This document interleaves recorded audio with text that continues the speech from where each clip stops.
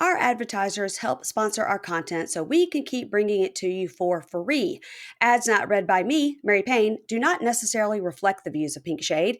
If you prefer to hear the show completely ad-free, head on over to patreon.com/pinkshademonkeys and subscribe.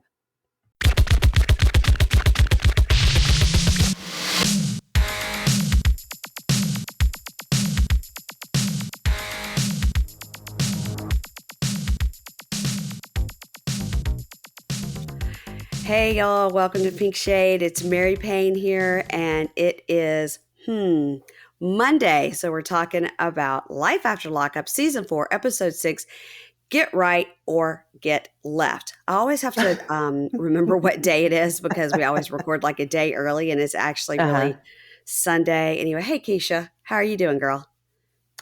I am good. You know why I said it like that? Keisha has written some notes this week, and she gets nervous when she has to write notes, which is dumb because you're funny without notes. So I don't know why. Yeah, but it's like I have to sit here and like you do a full recap. Like it is a full recap. Yeah.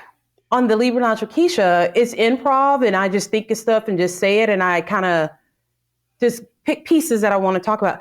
But I'm like having to do like you. I was like rewinding, like, what'd she say? Huh? What? Rewind? I'm like, this. I told James, I said, this is too much pressure. I don't know how she does this for all these shows. I'm just like, bear with Once me. Once you get into a groove of it, you know, and I did have somebody write, you and I were talking about all the DMs and messages and stuff I've been getting. I did have somebody write and say like, here's a suggestion. Maybe don't do like a full recap, just sort of do highlights. And I was like, but we're a recap show. So that's what we you're a full, like the show is about that particular show, you know? Yeah.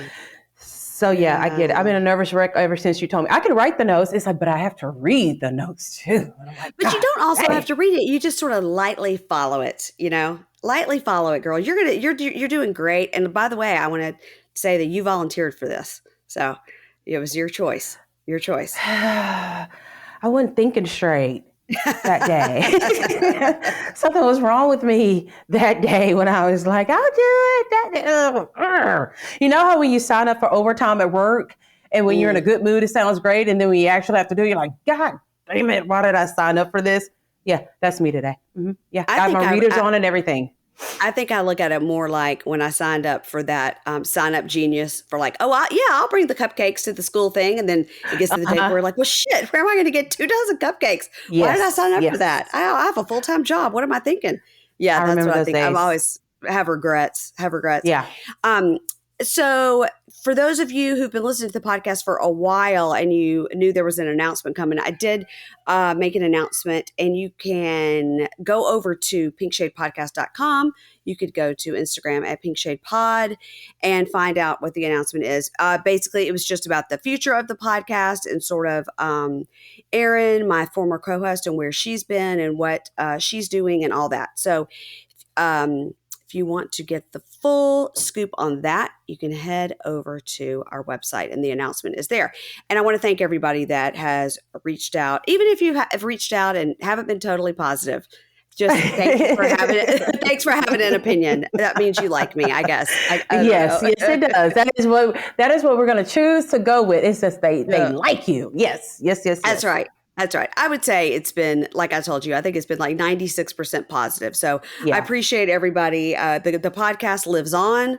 We will continue with this schedule with Life After Lockup on Mondays with Keisha. We got 90 Day with Kimberly on Tuesdays. And currently we're doing Thursdays, Bravo Breakdown. And we're going to talk about Real Housewife Ultimate Girls Trip episode 3 this week with Ryan Bailey. Last week we had Julie and Brandy. They were fantastic. And they want to come back on to talk about Seeking Brother Husband on the Patreon. Ooh, okay. Yeah. All right. Yeah. I was like, are you sure? It's pretty stupid. But have you watched that, Keisha, Seeking Brother Husband? It was on today, and I didn't get to sit down and like really, really watch it. But I have a funny thing because TLC is always on in my room. Mm-hmm. And my mom comes in and she's walking out. She goes, oh my God, that woman has humongous lips.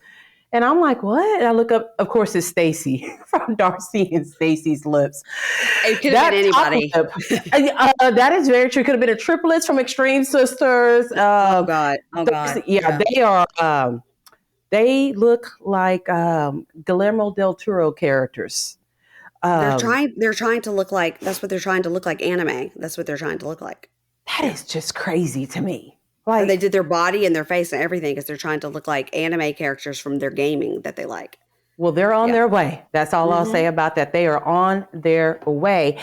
And also, I think I text you that one of our old couples from Life After Lockup, Lamar and Andrea, Lamar's back in prison.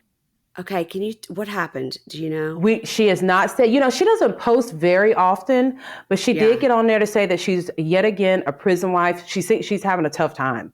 She's looking for groups of other women who are going through the same thing, and she just keeps posting how much she misses him.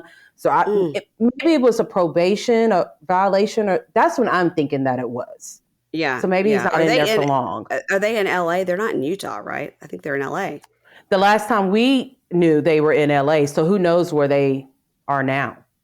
Well, that makes me really sad. I got to tell you, Lamar was in prison for so long.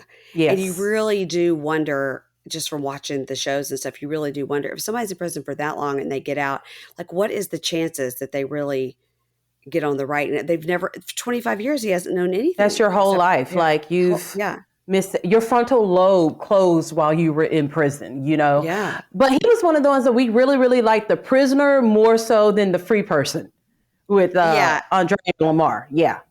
He was fun. Well, I hope that it was just something dumb, like a probation violation, like he didn't check in or something like that. And he's going to get right back out and maybe he'll have to go on tether. I don't know. Well, I hope that they, are on another season of Life After Lockup. I would love to see them back. Maybe that's why he did it. He wanted to get back on the TV. Oh my God. Okay. So that is not, some people seriously would do that. Of course. Yeah. You got to get that sweet, sweet Matt Sharp money. That's right. Well, let's go into who we're going to talk about this week. And we're going to start with you, because you've written the notes for your favorites. And these are the people that Keisha picked, by the way, because we wrote back and forth and she said, all right, here's who I'll take. I'm going to take Monique and Derek. And his hair looks great, by the way. I love his hairdo. Yeah, but he's okay. So Friday's episode, you can see where it got sprayed a little bit more. Is it spray? I've been really studying that since you told me. Yeah, it's been sprayed. He's got a fresh haircut and he's edged up real well, but you can see where there's the black spray in there this time. But it's real angular. It's cut like super, like on straight lines on the front of his head. You'll have to YouTube one of the videos so you can see how they do those haircuts. It's like an art form. Like, it's pretty cool to watch. And then they do the spray. But then he can't get in the shower or anything. It's going to rinse off, or is it like a permanent? I don't know. I don't know. Maybe he has like a little spray can at home for whenever it starts to disappear. He sprays it a little bit, It's a little travel. Okay. For that little guy. He needs a little can. Yes, he does. Yes, he does. All right. But speaking of them, if you look on TMZ this morning, Monique and Derek made it to TMZ. No, stop. How? You cannot tell them shit. They were talking about him getting arrested. Like, how did that make TMZ? Because they're on a show that's currently running. I guess I will. They're all over the news today. So, all right. So we start off with Monique and Derek. All right. We find Derek at Big Mom's house, and he's packing for his trip to Chicago to see Monique. Mm-hmm. He says he's going to make her feel real good. He's going to make her smile. He's got his ankle monitor also. He's waiting for his travel pass. At any second, his PO can call him and say, yay or nay, you can go to Chicago. But he's fully preparing for this trip. Yeah, it was weird. It was very weird because I was just kind of planning my trip around when my PO told me, yes, I could or could not go. But he manifested it. He did a Darcy and Stacey, and he manifested it, okay? And he's kind of talking to himself. He's like, I gotta go. So he calls Monique, and he's like, what's up, baby? And she's like, Dick, what's up with me and you, baby? You didn't answer the phone all this morning. And he goes, well, I was asleep. I mean, that's a pretty goddamn good excuse for not answering the phone in the morning is that you were asleep. So he tells her, guess what? I'm coming to Chicago. And she's like, oh, really? When did you find out? And of course he lies. He's like, a few minutes ago, I found out that I can go and I'm going to make you real happy. And she's like, I'm so happy, Derek. And she tells him, we kind of got to talk. We got to recap all the things that have been going on in our relationship so that we can make them all work. Derek says, don't forget to be at the airport at 3:00. Like he's got the ticket and everything and no approval. No approval. So, of course, Monique's like, I'm going to be there. So we see Derek as he goes into the kitchen and there's G-Ma. And G-Ma's like, you got all your paperwork for this trip? And I love her. How is that woman in her 90s? I don't know. She's so amazing. She's so amazing. Yes. Well, she's like, you got to get all that paperwork because those people got to know that you're coming back. But I also made you a little lunch. I can have a little something to eat, which I thought was the cutest and the sweetest thing that she could have done. She's so cute, and she's shuffling around, and she's got the Wonder Bread and the mayonnaise out, and she has made him a little sandwich to take in his little lunchbox to go on his little field trip. Yeah. I wonder, was there like a character like Pac-Man or something on his little lunchbox that he's going to take to the airport with his lunch that G-Ma made? So he tells G-Ma that, Chicago's where I want to be. I really, really love Monique and I'm going to make her my wife. And that's when G-Ma sits down and she goes, get out of here. And he goes, no, I'm really fixing to ask her to be my wife. So Big Ma sits down and she asks him, are you ready to settle down and be fully committed? And he says, I love Mo. And I'm just thinking, this motherfucker just lied to everybody, don't he? Does he not know that we have seen all these interviews and we know about all of his whoring around? And she reminds him, look, Monique deserves love. And don't you let other people like your brothers and sisters mess up because they haven't been there for you. And she has. And so he's like, she has brothers and sisters. It's very clear that she cannot stand them. And I think she probably knows about all their ratchetness a lot more than what we see on television, okay? Because she's known this since they were kids. Yeah, Can you imagine them as kids? So he says, all right, you need to make sure that you stay focused and don't mess up. And then she goes over, she goes, I got a little change for you, $500. I'm like, God damn, I'm going to Chicago too, G-Ma. I want a little something. And I was like, cute. It was very sweet. I kind of wish that she had kind of pulled it out of her bra. That would have made the scene so much better. She had it in like her house coat with like her wadded up tissues. And it was nicely folded and everything. She just pulls out all them dollar bills. So then next we see he's on his way to the airport. His uncle and I believe his cousin pick him up. And they were real nice too because his uncle's like, hey, I got these flowers for Monique so you can give them to her. And this was not, I just went by Kroger and picked up flowers, kind of flowers. Yeah. Like it looks like he went to an actual flower shop. So his uncle's like, have you heard back from your PO? And Derek's like, no. He was like, you need to call your PO right now to see what's going on. So which he does. And his PO's like, Derek, I've been waiting for your phone call. As far as your travel pass, you cannot go. And so we're like, oh, but then she calls back 5 minutes later. She's like, okay. You've been playing games, but I got the paperwork and you are free to go to Chicago. So the last thing we see, she was like, I have other people. I got other parolees I'm dealing with, not just you. Yeah. And then you've been playing games. And can you imagine Derek probably turned in everything last minute? Yeah.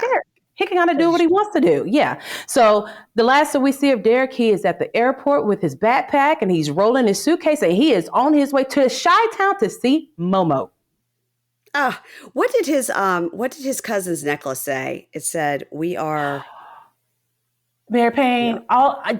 Look, I have to get readers and get up real close because there's so many little clusters of diamonds or what are supposed to be diamonds. I don't know. I was like, maybe me and Mary Payne need one that says Pink Shay LALU to wear around. I'm getting us. I'm telling producer James to get us some. I just want one that says Juju. Real big. Juju on that beat. Juju on that beat. Mine is going to say Kiki. Mine's going to say, I don't know, MP. Well, listen, I got to say, I guess next week what we're going to see with them is, surprise, surprise, he's running the streets of Chicago. He just like Yeah. walks out of the door to go get some cigarettes down the street and just like has to screw somebody in an alley. Like he can't keep it in his pants. And I go back to these dudes need time to be free before they try to settle down. And I think they love the love and attention that they get. Yeah. They're not ready. Like, they're not ready. Let them go off and do what they got to do, I guess. Well, we get a quick scene with Marcelino and Brittany, and I don't understand at all what happened here, even upon watching it a second time, because we open with them just like fighting in this parking lot of the pool hall. And she's saying like, you treated me better when I was in prison, man. And she's like, I just want you to say you're choosing to be here with me. Like not just to say you're here for the kids or whatever. I want love. I want passion. And then he says in his talking head, he goes, I bottle up all my emotions after seeing my mom fight so much with my stepdad growing up. Mm-hmm. So then he says, like, this all seems so like the words all seem like he like pulled a script out of his pocket and stuck the script back in his pocket. He's like, I cannot be a superhero with a cape for you, Brittany. And she says, but I want you to be my Superman, Marcelino. Yeah. And then she says, I'm here and I show up every day for you and these kids. And he says, I'm going to try to be better to make you feel validated and be a better husband and a better father.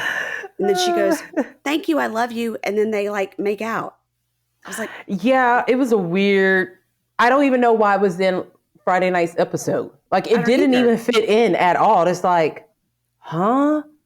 It's like, what did we miss here? Like, what did they cut out? Like another hour of arguing in the parking lot? How did they get from, we're so mad, like, why do you even live here? You should go back to Las Vegas to I love you and like make out in the parking lot. Like what?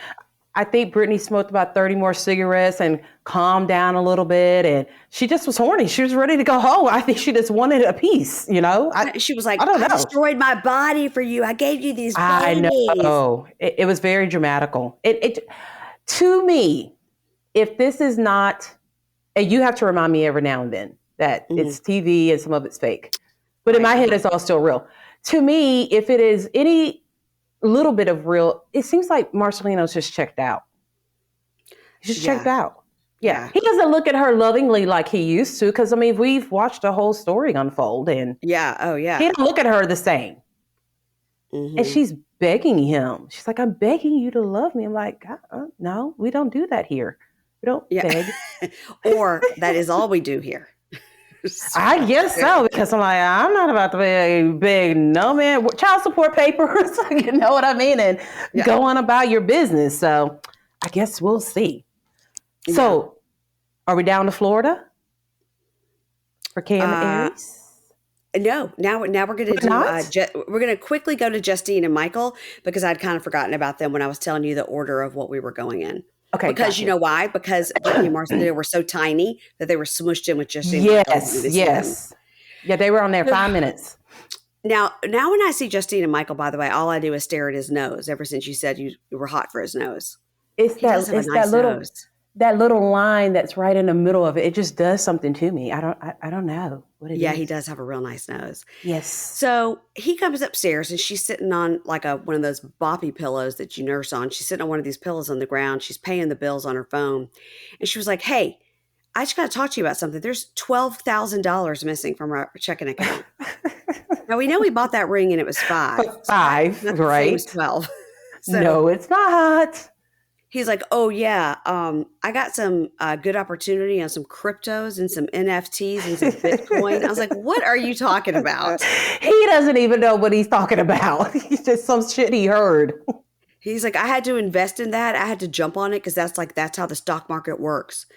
Okay. She's like, yeah, that's fine. And I understand that. But I just want to be involved in decisions like this.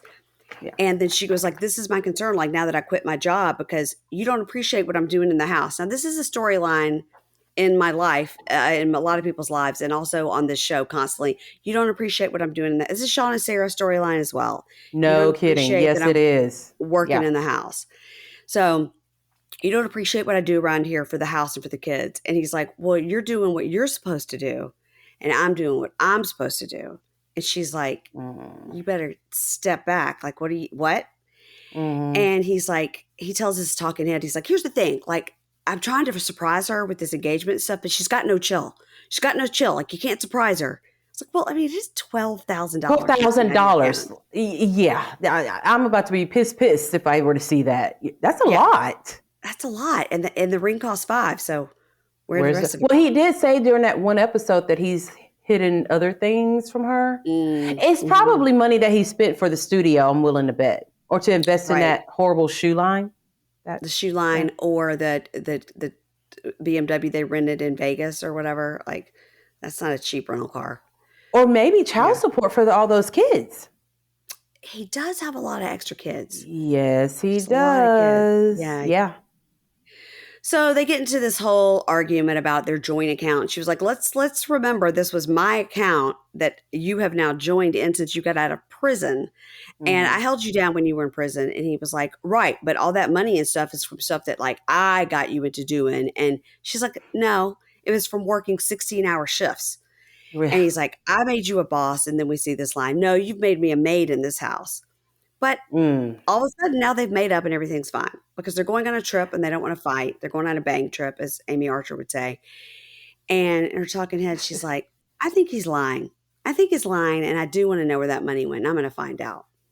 And she's going to find out because Juju likes to be, I mean, she has a right to know what's going on. Yeah. Yeah. $12,000. And I don't understand this, like this money I mean, that's a lot of money for anybody. And this guy just got out of prison and you were a medical technician. So like, where's all this money coming from? You know, and you got 100 kids.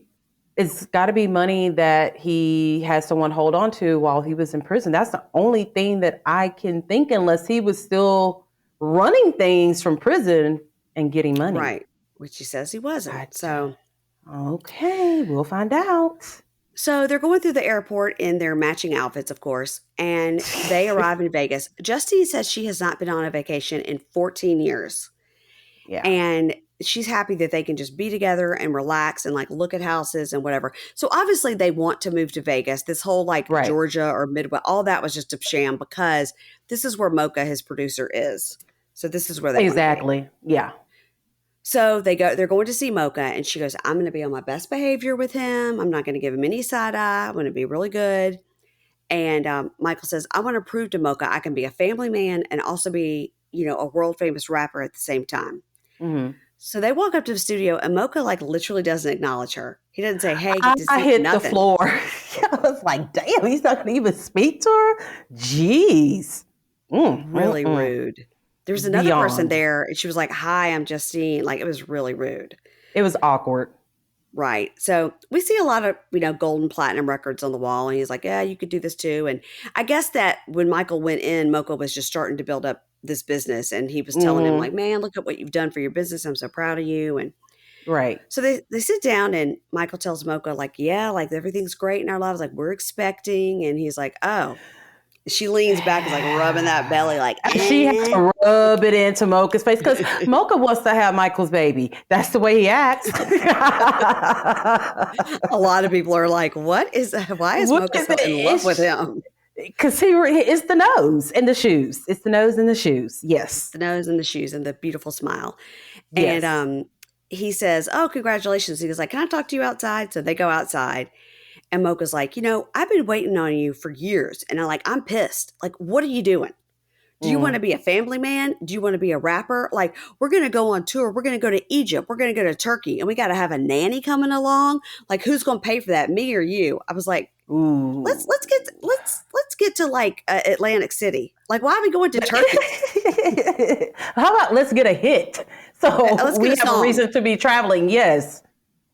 I don't know. Egypt and Turkey, and you got to pay for the nanny. I was like, I think you've jumped way ahead. So Mike, he's like, man, I've missed all this time with my kids. And like, I'm not doing it again. Like, you know, I'm married and everything to Justine. And Moka's like, come on, man, what are you doing? I know what I'm talking about. How many rappers do you know that are successful that are married? I was like, have you heard of Jay-Z? Did you ever hear of Kanye West? I was like, these are pretty famous rappers that are married. He kind of had a point, and I know I'm probably going to get flack. All right, here we go. Go ahead. Here we go. You know, I got to get in trouble every couple of weeks.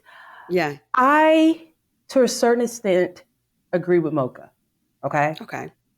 And if I were in Justine's place, I'd be like, man, you better take that ring off and go make that money. You know what I mean? Yeah. It's all about image. And Jay-Z and Kanye were already big before they got married. You know what I mean? And so, he's created this image of himself as this single guy. Even the part with him going to prison is that's thug too. That goes along with being like a rapper. So Moka's right about his image, but in real life, he's still married. He's got to take care of his family, even though he's moving thousands and thousands of miles away from his kids. Further. Yeah, even further away. He wants to take care of these kids, but from a distance. But I mean, I get what Moka's saying, but he doesn't have to be such an asshole about it.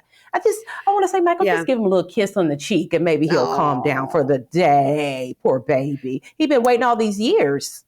Well, I do think it's interesting that he said that, you're competing against a guy who's 18 with no family, no responsibilities, who can grind it out in the studio at 3 a.m, not somebody who's got to be changing diapers. I thought that's a good point. You are competing against these young guys coming up, and you're an old guy coming up, and now you're going to be like, I'm married with 8 children.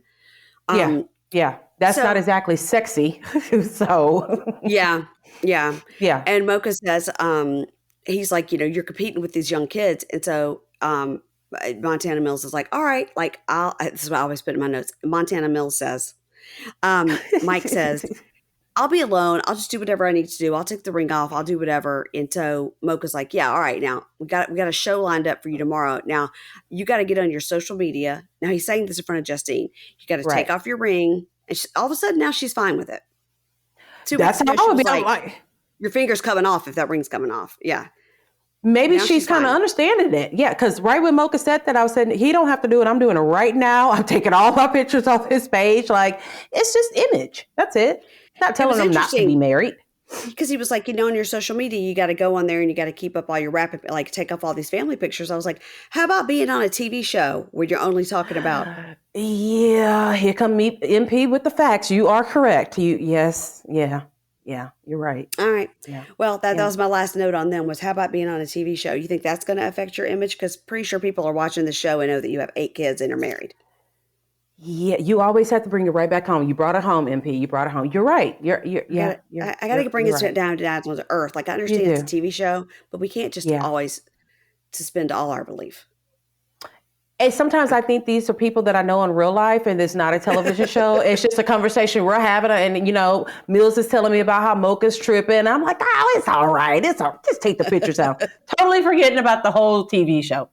You're right. Thanks, MP. Thanks. All right. Now we are going over to Tampa with Aris and Cameron. That's his laugh. All right. So we see Cam, and he is taking the Hobby Lobby family sign out to the trash can because it had to be dramatic, right? He's all walking slow and like he's upset. He then sits outside and he calls his sister Steph. Now, Sister Steph is the one who has the copy and paste face of him. They look just alike. She has short hair. Short hair, right? She has the short hair. She had the short hair, the crop top, and the booty shorts and the high heels on in that store. All right. So he tells Steph that he and Aris got into a little bit of a fight. And he goes on to say that, Aris wants him to go out and find a job, but instead he went to the studio. And so she said, well, that is your job, but, and whenever she said, but, his whole facial expression changes because he's like, okay, my sister's on my side. And he's like, oh, damn, never mind. She goes, the point of view, as a woman's point of view, you are the husband, you are the provider, and she wants you to have a guaranteed way of making money. Cam says, well, I've been down here only a couple of days, which is true. He's been there 4 days. He doesn't even know where like the HEB is or the Kroger or the Hobby Lobby to go get a new sign or anything like that. He's like, that is true. He has only been there like 3 days. He did manage to find a studio and a producer pretty quick. That's pretty easy. That's just a quick little Google search right there, you know. Okay. Or someone from where he lives could have hooked him up with that. I'm always trying to make excuses up for Cam. All right. So he goes, he's like, let me bounce around. Let me get my feet wet first. She reminds him that they are 30 and fucking up and it's time to hit that pavement. And she tells him he should apologize to Aris. And he's like, you think I should apologize? if you want to have a place to live, I would hurry up and go in there. And so she tells him to calm his ass down before he's got to, calm his ass down. He's got a wife. He's got to adapt probably a little bit more than what he thought he was going to have to. And she reminds him that it's not just you anymore. It's not all about you. You've got a family. You better get in there and you apologize. Because she's not ready to come to Florida yet. So I guess she's prepared to fight if she has to. That would be her only reason to come down to Florida. Yeah, because she was like, I'm not gonna come to Florida yet. I was like, uh oh. Yeah, my brothers do the same thing. Whenever they're having an issue with the girl, they call me like, I'm gonna get out of my bed and go fight them. I'm like, I am 43 years old. I might cuss her out for you, but I'm not about to fight your girlfriend. So he goes, give me a number. You're like, give me a number. I'll do a FaceTime. I'll get a real mean FaceTime. And that is where I'm at it. The last time I was called, I was like, oh, I'm going to talk to her. But I'm not about to fight this 20-year-old girl. So we go inside and we see him, being real cute. He's making some tea. Aris comes down and he gives her the tea. And she asks him, how did you sleep on that couch? And he says, like a baby, a pissed off baby. Like he had to just add that in there. And she asked him, the little bit, he's like, you did tuck me in last night. I didn't sleep well. I didn't have no sippy cup with sugar milk in it. So she asked him what happened to the sign. And he kind of tells her, and he's like, I'll buy you another one. And then he apologizes. But he makes sure to say, I don't think what I did was wrong, but I do understand why you were frustrated and you were upset. He tells her he doesn't want her to ever think that he will prioritize anything above her. And guess what he does next? You want to listen to my song? And of course, she's already getting ready to listen to it. He's like, did you like my song? She's like, I really like the Muffin Man part. And that's all we see from them. Today I was walking around because I'm at the beach right now before we do this college with my son. And I was sending you pictures of me looking for alligators, just like a weirdo. And somehow that song is stuck in my mind. Like, check a bag, check a bag, check a bag. I was like, what is he saying? Check a bag? What's he saying? Check a bag. It's check a bag. But is he talking about the bag full of money or the bag full of emotions? Because now we know that the bag means emotions now too. Yeah, lots of people let us know that when Derek said, I'm in my bag, that meant in my bag of feelings. I'm like, there's just too many explanations for bag. So I'm going to have to just dip out on bag. Just say what you mean what you say. Yeah, because I'm like, is it a carrying bag? Is it like a bag full of diapers? Is it a grocery bag? I mean, there's just so many bags. And, I reach into bags all day long. I'm like, which kind of bag? Not the bag of emotions, but bag of feelings. Check my bag. Yeah. Check my bag. Camp's bag. Check it through security. Like what? Check. Oh, okay. Just like all right. Did Derek have to check those flowers when he went through security? I was like, have you ever seen anybody walk on an airplane with like a bouquet of flowers? That was weird.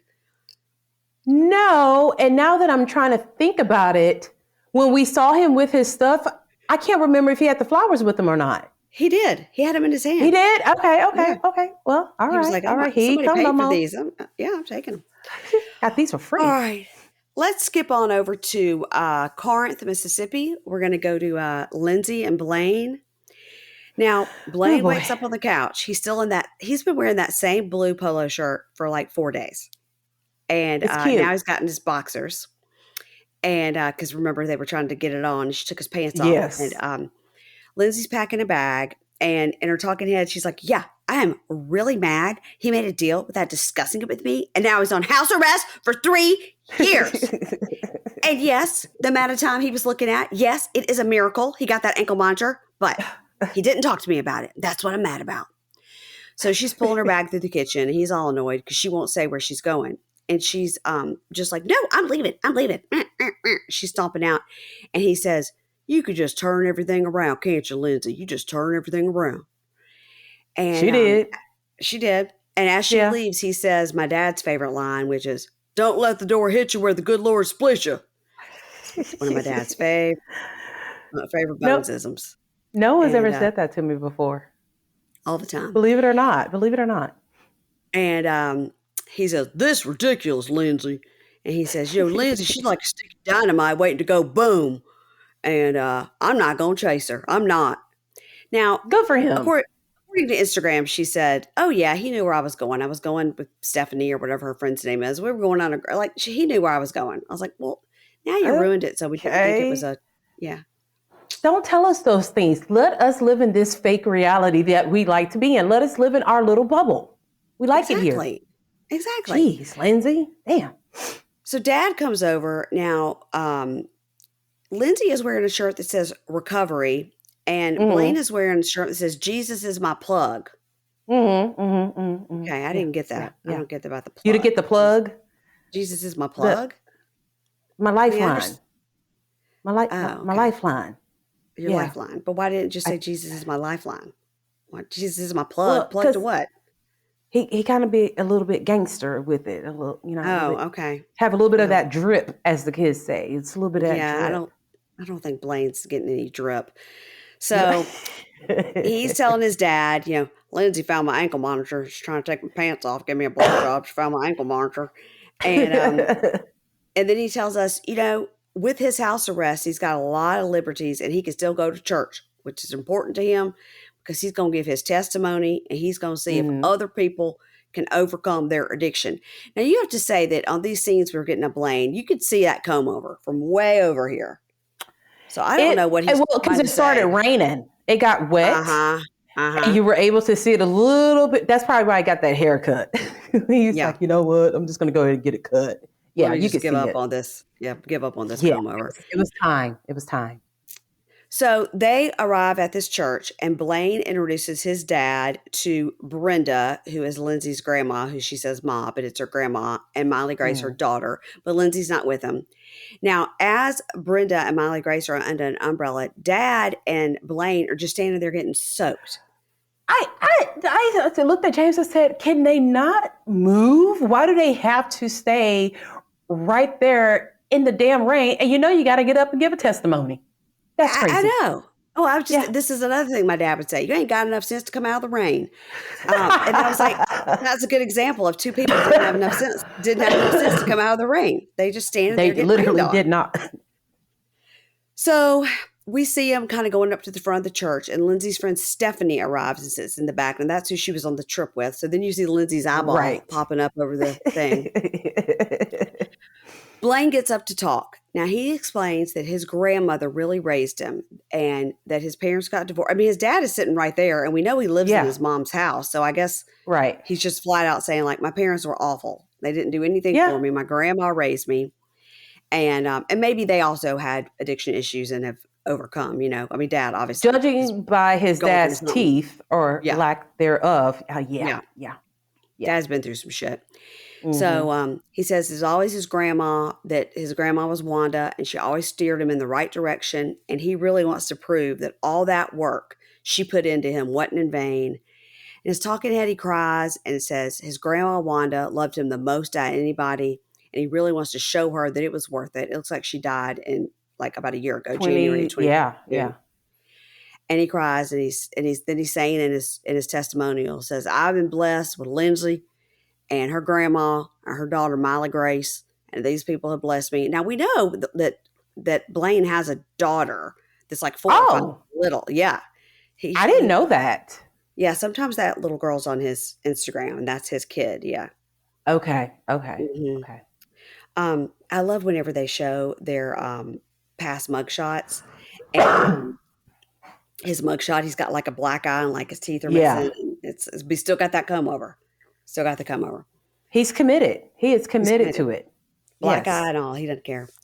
So yes. outside, they're getting ready to go out to lunch, and as you do after church. And Mm. Lindsay pulls Blaine aside, and he's like, "Now, Lindsay, you did the one thing I didn't like. Now you walked out. Now you left. You've done this now to me twice."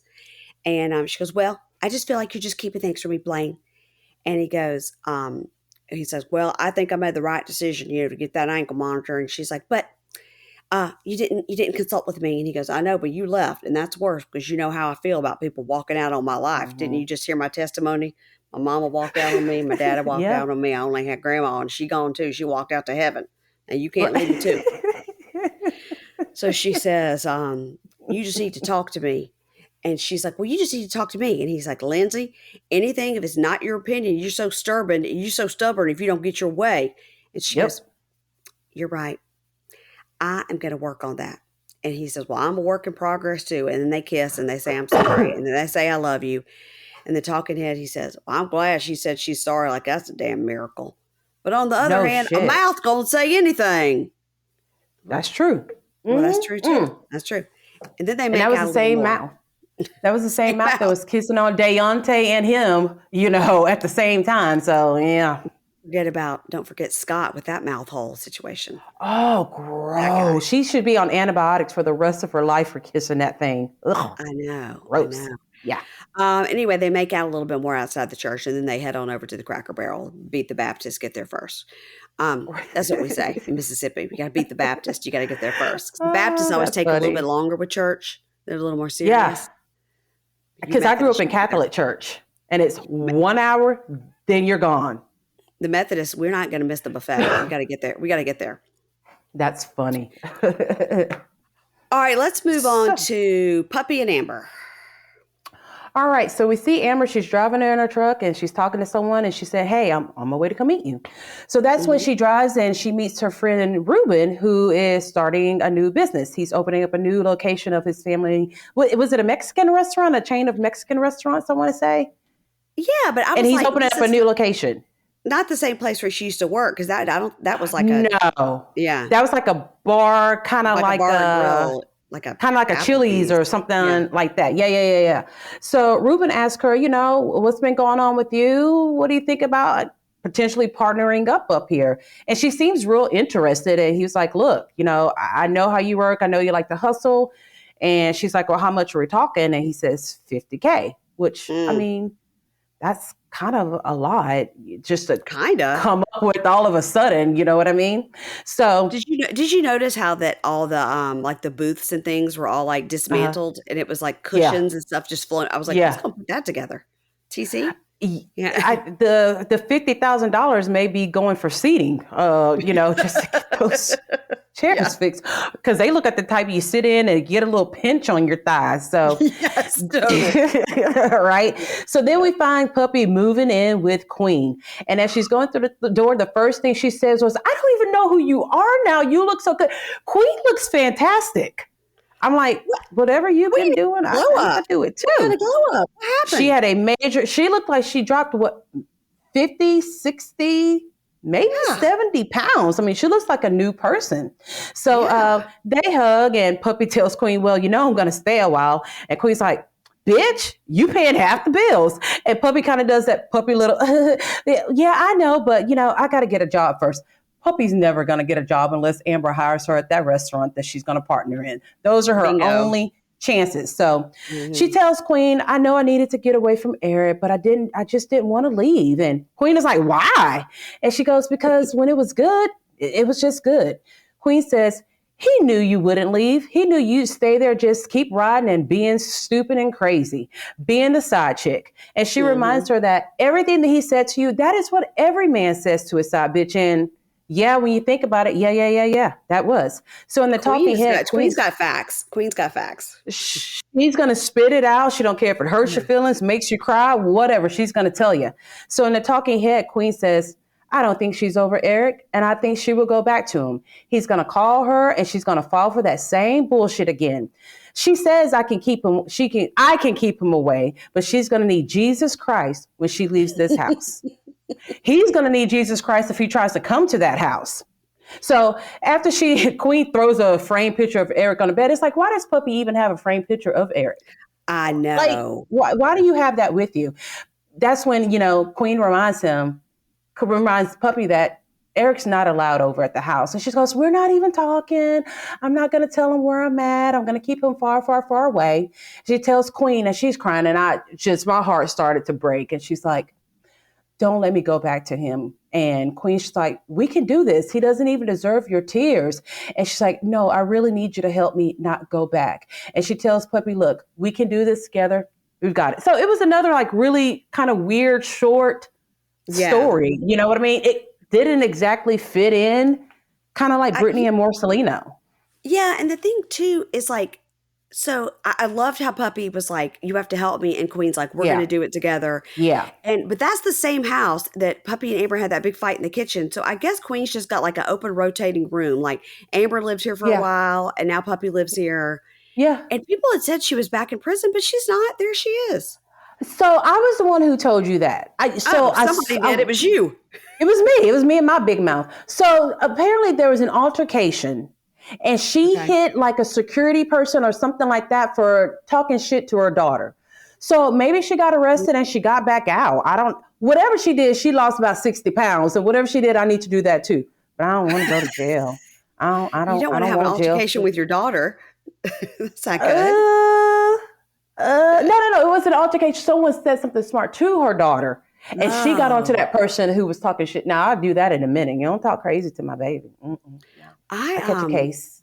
We gotta know more about Queen. We need to find out more about Queen. Does she I still feel have like that business?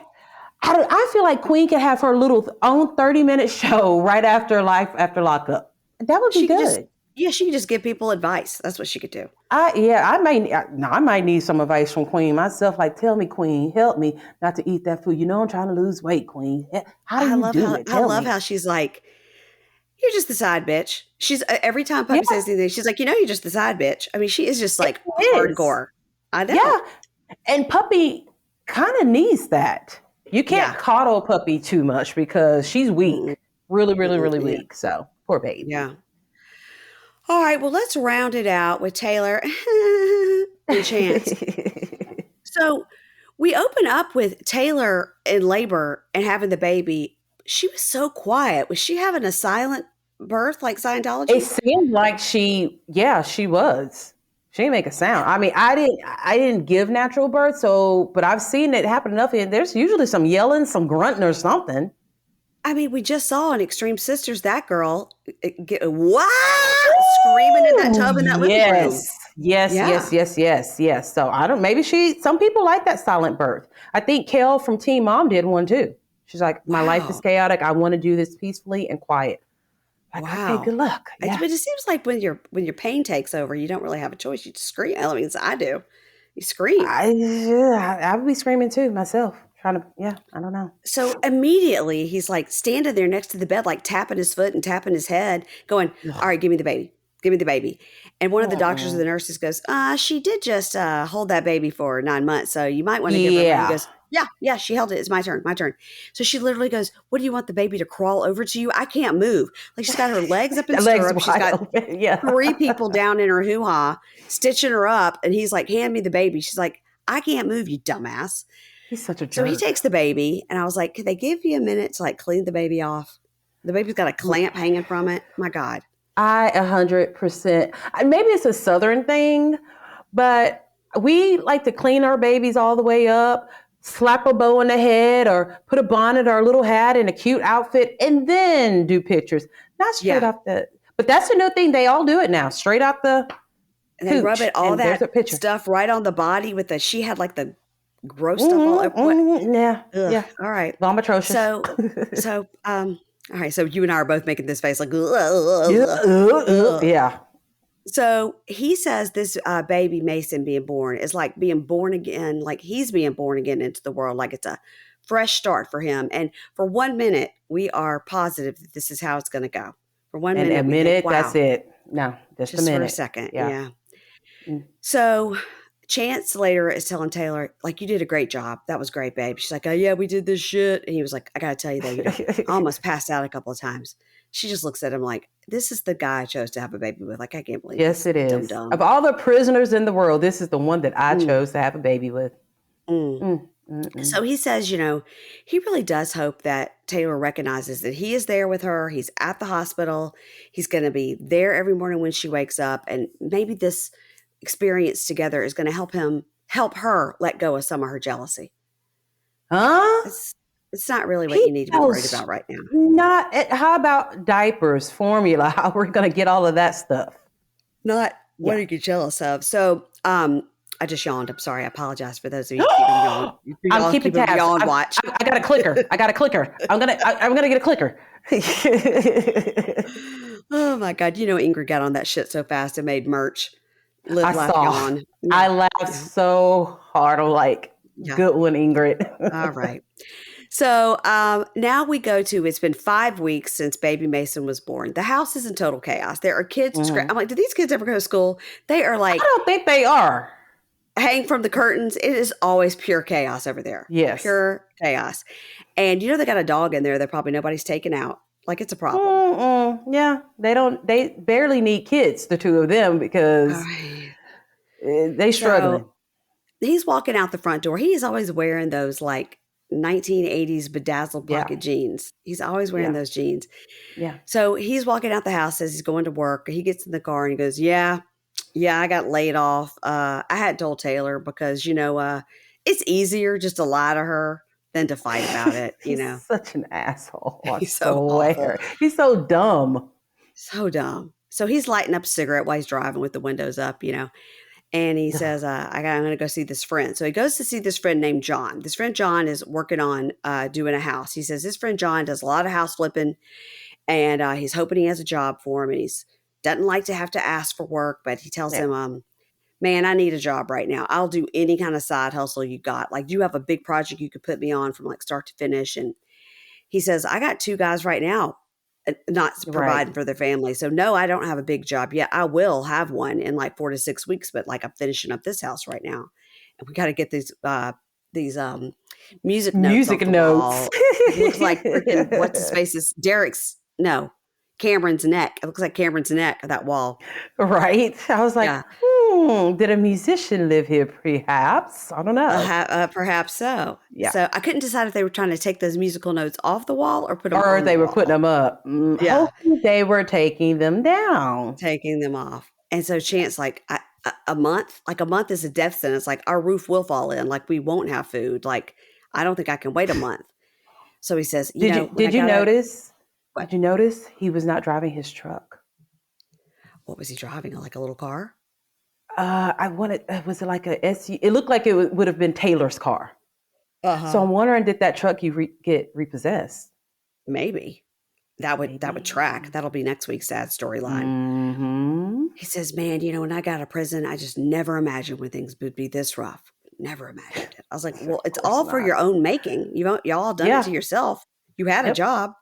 You acting like a fool. So now we see Tayler outside. She calls Bobby and she says she hadn't really talked to Bobby too much. And I was like, so she came for the birth, but then didn't stay for the birth, obviously. It's been 5 weeks. So where's Bobby been? Has she been over to the house? Come to see the baby or nothing? I don't know. She said she hadn't been around much with the baby is what she said. Okay. So so we see like in the backyard, like it's like a half-built swing set back there, like one of those, wooden ones. Looks like Chance built like the middle section, but didn't attach like the slide or the swings or anything yet. he had done enough. He was tired, Mary Payne. It's just, being an entrepreneur that he is, he just didn't have the time. Yeah. I forgot about the entrepreneur where he's going to get the little children to fold the clothes to make money. Yeah. Yeah. Mm-hmm. So she calls and she's like, yeah, we really are having a lot of financial issues. And I don't know what's going on, but there's a lot to do around the house. And I'm here with the baby and I'm really overwhelmed. And Bobby says, all right, I'll come visit you the next day. Next thing, we're juxtaposing this scene where Chance goes into a bar and a bartender like gives him a shot and it's like, cheers to Mason. I was like, how does this bartender know the name of your baby? I think it said it was his friend. I hope the guy's giving him free drinks. No, that shot should have at least have been for free since it was for baby Mason. Yeah, and they're filming in that bar. And he says, hey, true. Hey, how about those slot machines over there? Anybody ever win on those over there? And the guy goes, I don't know. They've been all right. We just got them in. Like they've been okay. They've been hitting more than I thought. And he goes, okay. So then we see Chance, who's the worst actor on the planet, sitting there and he was like, wow, I just lost $70 in 30 minutes. That was stupid. Wow, I really thought I would win. Huh. Cha-ching, and he's still pulling the lever. Cha-ching, he's pulling the lever. Then we see this sad music playing, and Taylor's at home with little baby Mason and the little squirts or whatever he calls them. Squirts, yeah. Squirts, and they're all jumping around trying to throw the baby out the windows. Nobody's playing with the dog. They're hanging from the curtains, and Taylor's like, and it's this real solemn music, and it's him with the cha-ching at the slot machine in a bar where do they live? In Missouri. I was like sitting like the gambling capital of the world. He's in this No, it's bar not in even Missouri, close. playing the slot machine. There's Tayler. Poor thing. Sad music. Yeah. And I don't know what's going to happen, but I guess next week we're going to find out he's got a side piece. So Ugh. next week on Life After Lockup, Aris and Cameron are in the car, and she says, "Are you ready for this huge life change?" Now he's got it in his grill, so I hope he's not going to a job interview with that grill in. Maybe he's going to do a performance. Maybe it's his first performance in Florida. Because he most Fingers definitely don't need crossed. to have a grill on to go get a job, unless he wants to work at that bar that Chance is at. Maybe they may like grills. That's true. That's like true. Yeah, maybe. Justine asked Michael, "Are you willing to just publicly diss me?" I think the answer's yes. Oh, shit. The answer's yes. And then Tayler goes, "Who's Tanya?" And the baby's like, "Mwah, mwah, mwah," sound like a baby goat. And he walks out and he goes, "Why don't you find a way to pay the goddamn bills?" I think he's saying to Tayler, who's holding his newborn, "Why don't you figure out a way to pay the goddamn bills?" Yep. Amber and Puppy are at a gym, and Amber yells at Puppy about something at the gym. Probably because, I don't know. And then Bitch, pick that up. Bitch, you need to get a job at this gym. Right? Sean and Sarah talk, and then she says something like, he's scared to death and he's going to pack up his shit. Huh? I don't know. And then Lindsey is crying and she says, "Everything is my job and I'm done with this shit." And then she pounds on a garage door, this is what I said to my family this morning. Everything is my job and I'm tired of this shit. Somebody else do something. Did you bang on the garage door though? No, that would have required me to go down some stairs, and I was, too tired for that. But did you bang on anything for dramatical effects? No, I just walked back in here and then got on the computer and continued to do everything. Yeah. So that's it. And Keisha, you did a great job on the notes, girl. I think I got a C, maybe like a C plus. No, I'm giving you B plus. Well, I'll tell you what you did to me today. You made me clutch my pearls. Why? What did I say? Something terrible? I saw something you posted in one of the pink shade groups. I've been trying the last 2 days to stay off it because there's so much chatter over there. I've been trying to stay off it. What did I say? Eat ass. Here's why. And I went, what? Here's why I said it. I said, "James, bring me my pearls because I need to clutch them." Mary Payne just said, I had to go back and make sure it was really you who said eat ass. Eat ass.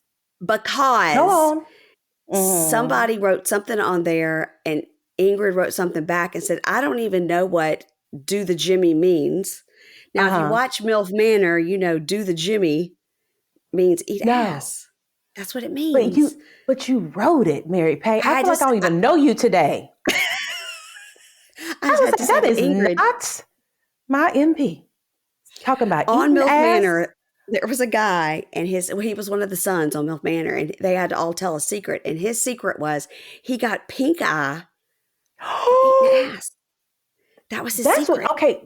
That's beyond eating ass. That's having your whole face in an ass. Just and he explained it around. How he got it. Yeah, he explained how he got it.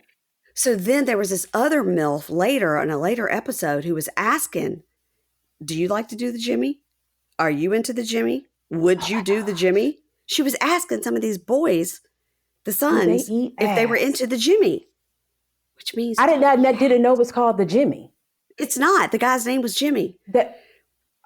So that's what we said. She was saying, "Would you do the Jimmy?" She was saying, "Would you do the Jimmy? Are you into the Jimmy?" And then a producer asked her if she was into it. And she said, "I don't want to do the Jimmy, but that doesn't mean I don't want to have the Jimmy." So it was called the Jimmy the whole rest of the trip because that poor guy named Jimmy admitted his secret. And so that's why that MILF Manor was a great show, y'all. And now Jimmy has Mary Payne saying eating ass on social media. And I'm sorry. Listen, it's been a rough few days. And I'll tell your mom that you wrote that. I hope she's not listening. Mom, I'm sorry. I don't talk like that. Mama Mary Payne, she did today. She typed it. She may not have spoke the words, but she typed the words on there. My eyes just got this big. I was like, I said, I know that's not my Mary Payne. I don't think that is Mary Payne goddamn Gilbert. Talk about eating ass. My sisters won't tell on me. They won't tell on me. Oh my God. All right, Keisha, we done for today. Tell everybody what's happening on the Libra Lounge with Keisha. What's happening over there? Celebrity news and gossip. We're going to cover, not fully recap a couple of shows. And I think we're going to talk about some movies that we've recently have seen. We're recording tomorrow, so it'll be released by Tuesday. What movie have you seen? Are they scary movies? We did go see the latest Scream. I love scary movies. Yeah. Okay. We did see that, but I think I need to age out of the Scream franchise a little bit. Yeah. A little bit too old. It was okay. I heard it wasn't bad. It was okay. It was not bad at all. No.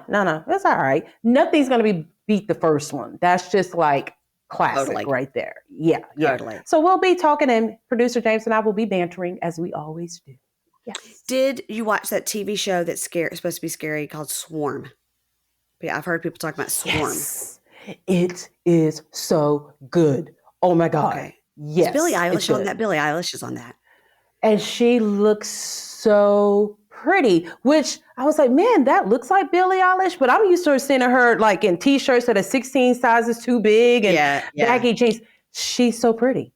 Yes. And she's in it, and she does really, really good in it. So most definitely it is worth the watch. It's insane. But scary, is it sci-fi scary, or is it just like jump out at you? No, this is real life scary. Yes, there's nothing supernatural. There's no monsters. No, it is all real life scary. You got to see it. Okay, I don't know. I did catch up on caught up on Yellow Jackets. So I've never seen that. Girl, what are you doing with your life? Yellow Jackets. What is it about? Is it about football? No, Yellow Jackets. Okay. So that season 1 came out. It was Showtime, but you can also watch it on Hulu. And then season 2 just started. They're on episode 2. And I mean, I think I did 2 or 3 episodes with Katie and Kimberly about it. And Katie and Kimberly are doing on Date with Dateline Girls are doing like Sunday night. They're doing like live YouTubes to talk about it. It's one of those ones where there's so many conspiracy theories and so many, like, you look back and this meant that, but it's about the premise of the story is it's set in the 80s, and then it's set now. It's flash forward, flash back. Those girls that graduated high school probably like, 88, 89. And the music is incredible. So they are going to like nationals for their soccer team, and their airplane crashes. And it's about that time when their airplane crashes, like who survives, and they're in the wilderness. So they're in the wilderness, and then it flashes to the current time, like the survivors. And, they're kind of like local celebrities because they were survivors of this airplane crash. Okay. And it's all about like what happened in the wilderness, and like only they know. And it's, so it's a lot of kind of scary stuff. Like somebody may get murdered, and is it involved with like what happened in the wilderness? Is it something that happened? Is it like that kind of that dark force that was with them then? Is it still with them now? And it is really good. You guys would love it. I'm going to have to check it out, but I'm going to go ahead and say that if I had been on the plane, I would not have made it out of the wilderness. I would have been complaining so much. Those bitches would be like, we're going to kill her and eat her ass because it's fat. Well, it's questionable. It's questionable, like what animals were they killing and how were they living and stuff like that. It's questionable. Like you don't know, because of course immediately they're like, y'all must have ate each other. And they're like, because a lot of people did die and a lot of people didn't. And then sometimes you don't know, like, did this person die because you've never seen them currently? We're not seeing them currently. That means maybe they died, but we don't know they died yet because we're flashing forward and flashing back. I'm going to check it out. Maybe they ate them, and maybe they didn't, and maybe they were eating animals, and maybe somebody started a cult. Like, you don't know what happened. It's really good. Well, I never knew what it was about. I've always, seen it be posted by people saying it's so good, but I never knew. I thought it was about football. No. The girls are on a soccer team, and they're going somewhere, and their plane crashes. Yeah. Okay, I'm going to put that on my list. Put it on your list, girl. On my list. All right, everybody. I'm going to put Swarm on mine. I am. Because, Billie Eilish is in it, and I'll watch her do anything. Obsessed. Okay, y'all. Follow the Libra Lounge with Keisha wherever you get your podcast. And also just look her up on the Instagram because she's very funny over there. You can look us up on Instagram as well, Pink Shade Pod. And if you want to see the announcement about with the future of the podcast, you can see that over there on Pink Shade Pod on Instagram or on our website, pinkshadepodcast.com. You can come over and join the Facebook group. There's lots of ways to get to us. Lots of ways. And Pink Shade forever. Yeah. I'll see you tomorrow talking 90 Day the other way with Kimberly of A Day with Dateline. All right. Thank you. Bye. Bye.